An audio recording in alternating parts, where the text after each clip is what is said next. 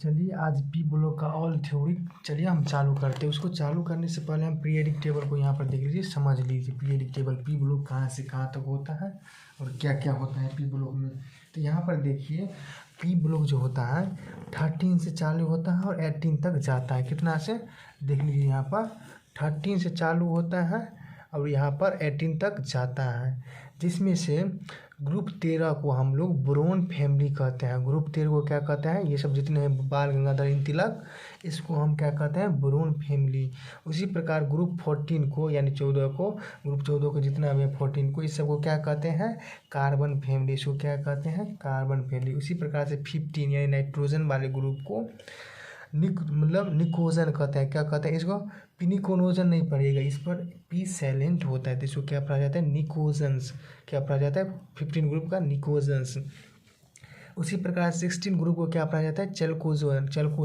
क्या पढ़ा जाता है, 16 ग्रुप को चलकोजन कहा जाता है। ये याद रखिएगा। जी देख लीजिए 13 को 13 को बोरोन फैमिली कहा जाता है, 14 को कार्बन फैमिली और 15 को नाइट्रोजन वाले को निकोजन ग्रुप कहा जाता है और 16 को चलकोजन कहा जाता है। उसी प्रकार 70 को तो मालूम ही होगा, हेलोजन कहा जाता है। और यहाँ पर देख लीजिए ग्रुप 18 को किसे कहा जाता है, नोबल गैस, क्योंकि इसका ऑक्टेट पूरा हुआ रहता है। अब चलिए पी ब्लॉक को चालू करने से पहले यहाँ पर कुछ इस सभी को इतना को ही आज हम इंट्रोडक्शन करते हैं, इसी बारे में सभी चर्चा करेंगे, सभी आइटम्स के बारे में। तो यहाँ पर देख लीजिए आप ये सभी हैं, ये सब कितना है, पी ब्लॉक। ये पी ब्लॉक जो है आपको 13 से चालू होता है और 18 तक जाता है। अब देखिए 13 में कौन कौन से आइटम आता है, तो कोई यहाँ पर देखिए 13 में जो है बाल गंगाधर तिलक, तो बेरियम, एल्युमिनियम, गैलियम, इंडियम और टेलिनियम, चलिए ये सब आता है। अब चलिए इसका हम सिर्फ इसमें हम आप चर्चा करते हैं इसको। तो चलिए यहाँ पर चर्चा करते हैं। सबसे पहले ग्रुप 13 में जितने भी एलिमेंट आते हैं उसको याद करने का तरीका आप लोग जानते ही होंगे। ग्रुप 13 में जो है ये जो है ये पीरियड होता है, ये पीरियड के अंतर्गत आता है। ये इसका 2 पीरियड है। इसी प्रकार इसका याद करने का तरीका है कि बाल गंगाधर तिलक, ये सब याद करने की तरीका है। ये जो इसका जो इनट पेयर बराबर इसका कॉन्फ़िगरेशन जो होता है NS² NP1 होता है। क्या होता है, NS² NP1 ग्रुप 13 के लिए। ग्रुप 14 का होता है 14 का NS² NP2। क्या होता है, ग्रुप 13 का NS² NP2 होता है। इसे क्यों होता है ये चलिए हम दिखाते हैं इसको आपको। चलिए ये तो इंट्रोडक्शन था।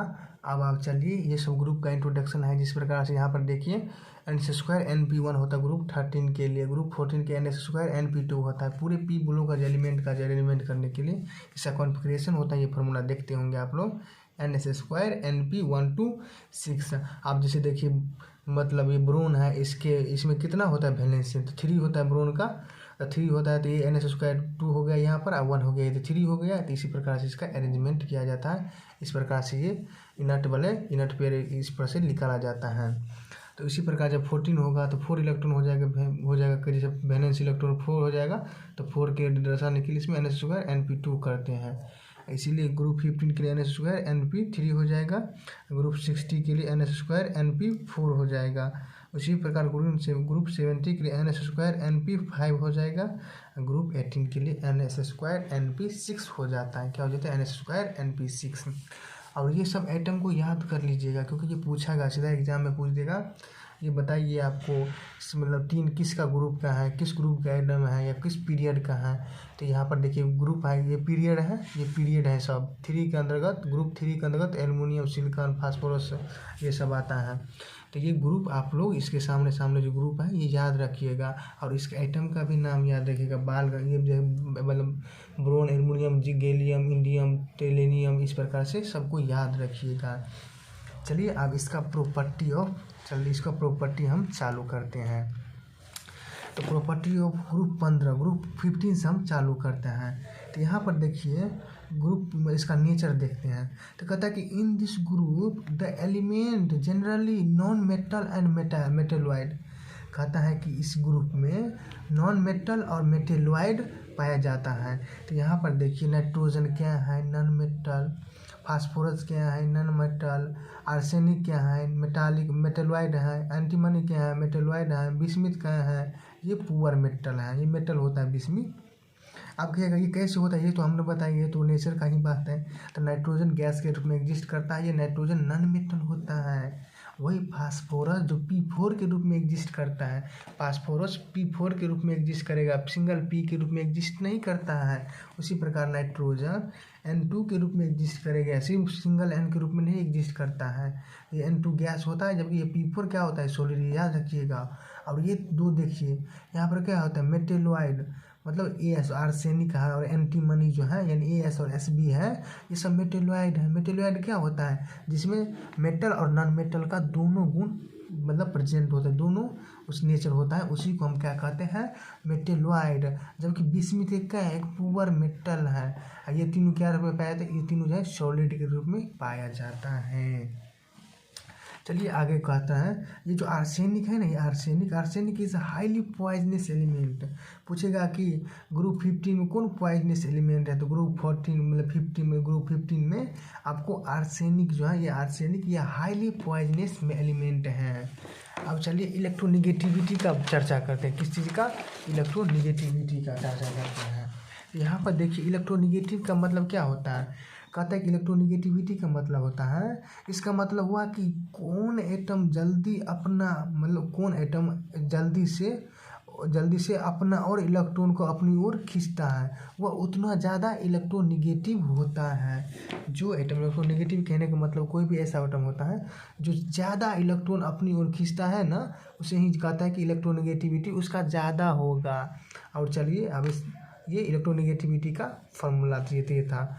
अब चलिए प्रॉपर्टी ऑफ ग्रुप 15, इसका कुछ गुण धर्म, इसका कुछ इसके बारे में जानते हैं। चलिए तो सबसे पहले कहता है कि साइज जितनी बड़ी होती जाएगी इलेक्ट्रोनिगेटिविटी घटती जाएगी। अगर साइज बड़ा रहेगा तो इलेक्ट्रोनिगेटिविटी कम हो जाएगा, अगर साइज बढ़ेगा तो इलेक्ट्रोनिगेटिविटी कम हो जाएगा। क्यों हो जाएगा, यहाँ पर देखिए जैसे नाइट्रोजन है, नाइट्रोजन छोटा है तो ये कितना इलेक्ट्रोनिगेटिव होता है, FON। जबकि पीरियडिक टेबल में सबसे ज़्यादा यही तीनों एटम होता है ना, क्योंकि इस तीनों का साइज बहुत छोटा है, इसलिए इसमें बहुत ज़्यादा इलेक्ट्रोनिगेटिव एटम होता है। ये तीनों अपने इलेक्ट्रॉन को बहुत तेज़ी से खींचता है। लेकिन यहीं पर कहता है जब साइज बढ़ेगा तो इलेक्ट्रोनिगेटिविटी जो है, EN जो है, इलेक्ट्रोनिगेटिविटी घट जाएगा। समझे ना। अब चलिए इसके जानते हैं, मतलब इसमें ग्रुप 15 का जितने भी एलिमेंट है इसका इलेक्ट्रोनिगेटिविटी कितना होता है। तो यहाँ पर चलिए दिखते हैं, कहता है कि नाइट्रोजन, फास्फोरस, आर्सेनिक और मतलब SB है, या एस्मी एंटीमनी या बिस्मिथ। तो चलिए नाइट्रोजन की इलेक्ट्रोनिगेटिविटी कितना होते थे, नाइट्रोजन की इलेक्ट्रोनिगेटिविटी 5 होती है। उसी प्रकार फास्फोरस की 2.8 होती है, आर्सेनिक का 2.1 होता है, और उसी प्रकार यहाँ का 2 होता है, SB का 2 होता है, जबकि BI का 1.9 होता है। यहाँ पर देखिए इधर क्या है, इधर नापिए, इस मतलब ये ग्रुप में ऊपर से नीचे की ओर आने पर, ग्रुप में ऊपर से नीचे की ओर क्या होता है, साइज बढ़ता है। तो साइज जब बढ़ता है तो इलेक्ट्रोनिगेटिविटी क्या हो गया, घट गया। देखिए इधर से इधर साइज बढ़ रहा है, तो यहाँ पर देखिए इलेक्ट्रोनिगेटिविटी कितना कम हो गया। तो यही कहता है कि साइज बढ़ने पर इलेक्ट्रोनिगेटिविटी कम हो जाता है। ये थ्योरेटिकल वैल्यू निकाला गया, तो साइज बढ़ता गया तो इलेक्ट्रोनिगेटिविटी घटता गया। देखिए नाइट्रोजन का साइज कितना छोटा है तो इसका 5 है, जबकि बिस्मिथ बड़ा साइज है तो इसका है 1.9। चलिए आगे करते हैं। चलिए आप चलते हैं पी ब्लॉक सही से चालू करते हैं, उधर से वो इंट्रोडक्शन समझ लीजिए। आप चलिए चालू करते हैं। कहता है कि मेटल जो होता है, जो भी मेटल होता है वो क्या होता है, इलेक्ट्रिकल कंडक्टिविटी होता है। मेटल जितना भी होगा ये सॉलिड स्टेट में होगा, सॉलिड स्टेट में तो होगा तो वो क्या करता है, वो कंडक्टिविटी इसमें बहुत ज़्यादा पाया जाता है नॉन मेटल की तुलना में। ये मैग्नेटिक कंडक्टिविटी भी होता है और डक्टाइल नेचर का होता है। किस नेचर का, डक्टाइल, यानी इसको जब लोहा ऐसा पीटने पर ये नम्रता भी है, वो डक्टाइल नेचर का भी होता है। चलिए अब आपसे कोई पूछेगा, जब बताइए पी ब्लॉक में कौन कौन से एटम क्या है, पी ब्लॉक में ये जो ग्रुप 13 में कौन कौन सा एटम क्या है, मतलब मेटल है। तो इसमें जो होता है एल्युमिनियम। यहाँ पर चलिए पीरियडिक टेबल आपको दिखा के कराते हैं। तो यहाँ पर देखिएगा एल्युमिनियम, जी मतलब I यानी इनिडियम और TL, ये सब क्या होता है, मेटल होता है। ये याद रख लीजिए, पीरियडिक टेबल उल्टाइएगा, उसको उल्टाइएगा पीरियडिक टेबल को, तो यहाँ पर देखिएगा एल्युमिनियम, G और E, IN और TL जो होता है ये सब क्या होता है, ये होता है मेटल। उसी प्रकार पी ब्लॉक में ग्रुप 14 में SN, टीन और PB, टीन और सीसा जो होता है, टीन और सीसा यानी SN और PB जो होता है ये ग्रुप 14 में, ये क्या होता है, P ब्लॉक में होता है 14 वाले ग्रुप में, ये मेटल होता है। उसी प्रकार ग्रुप 15 में बिस्मिथ जो होता है, बिस्मिथ ये क्या होता है, ये बिस्मिथ में क्या होता है, मेटल होता है, पुअर मेटल होता है। उसी प्रकार P ब्लॉक मेटल में देखिएगा ग्रुप 16 में पोलोनियम, पोलोनियम PO जो होता है ये भी मेटल होता है, ये क्या होता है, मेटल। अब चलिए मेटेलॉइड की बात करते हैं, पर ये समझ लेते हैं, इसके बाद हम पीरियोडिक टेबल में आपको दिखा देते हैं। तो P ब्लॉक में देखिएगा ग्रुप 14 में SI और G, SI और G मतलब G जो होता है ये दोनों क्या होता है, ये आपको होता है मेटेलॉइड, जिसमें धातु, जिसमें मेटल और नॉन मेटल का दोनों गुण पाया जाता है। उसी प्रकार मतलब 15 ग्रुप में AS एंटीमनी और बिस्मिथ, मतलब AS और SB जो होता है ये क्या होता है, ये मेटेलॉइड होता है। उसी प्रकार P ब्लॉक में, पुली ब्लॉक के 16 में SE मतलब सेलेनियम और TE टेलेनियम, ये दोनों क्या होता है, नॉन मेटल होता है, नॉन मेटल का होता है, ये मेटेलॉइड होता है। चलिए आपको हम पीरियोडिक टेबल में इसको दिखाते हैं। चलिए अब पीरियोडिक टेबल में समझाते हैं। देखिए ये कलर जितने भी हैं, ये कलर, ये सब कलर कितने हैं, ये मेटल की संकेत है।